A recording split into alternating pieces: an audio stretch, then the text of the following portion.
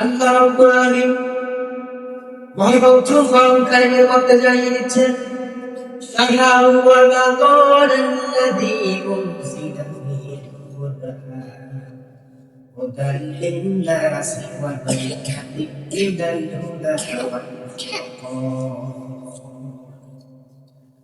আল্লাহ তাআলা বলেন শাহরু রমাদান মাসে নাযিল করেছি কোরআন কারীম আল্লাযী উনজিলা ফীহিল কুরআন।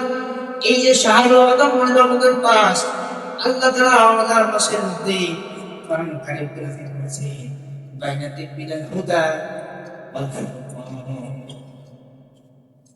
এই যে কোরআন কারীম আল্লাহ তাআলা নাযিল করলেন রমাদান মাসে, কোরআন নামক গ্রন্থের মধ্যে আল্লাহ তাআলা দিয়েছে মানব জাতি সহ সারা বিশ্বের প্রত্যেকটা মানুষের জন্য আল্লাহ তাআলা এটাও উৎসর্গ করেছে। শুধু তাই নয়, এই কোরআন কারীমের মধ্যে আল্লাহ সুবহানাহু ওয়া তাআলা যাবতীয় বিধিবিধান দিয়েছে, যাবতীয় দিক নির্দেশনা দিয়েছে। তো এই কোরআনকে আল্লাহ তাআলা নাযিল করেছেন সত্য এবং মিথ্যার পার্থক্যকারী ফুরকান হিসেবে। সুবহানাল্লাহ।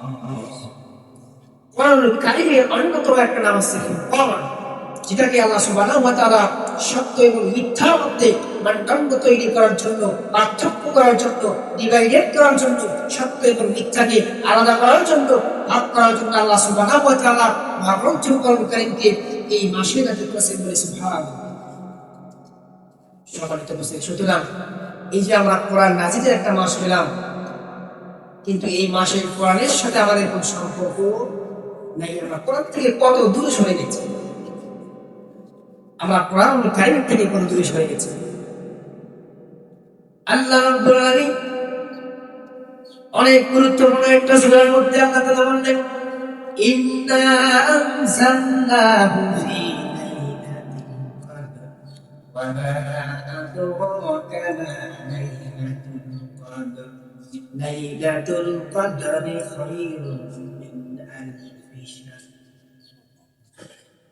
আল্লাহ রাব্বুল আলামিন কোরআন কারীমকে নাযিল করার জন্য, কোরআন কারীমকে নাযিল করার মাধ্যমে এই মাসের মধ্যে 30টা রোজার মধ্যে 30টা দিনের মধ্যে এমন একটা রাতে আল্লাহ সুবহানাহু ওয়া তাআলা এত বেশি মর্যাদা দিয়েছেন, এত বেশি গুরুত্ব দিয়েছেন। গুরুত্ব দেওয়ার সবচেয়ে বড় কারণটা হচ্ছে এই রাতে আল্লাহ সুবহানাহু ওয়া তাআলা কোরআন নামক গ্রন্থ আমাদের হাবিবের প্রবর্তন করেছেন। সুবহানাল্লাহ।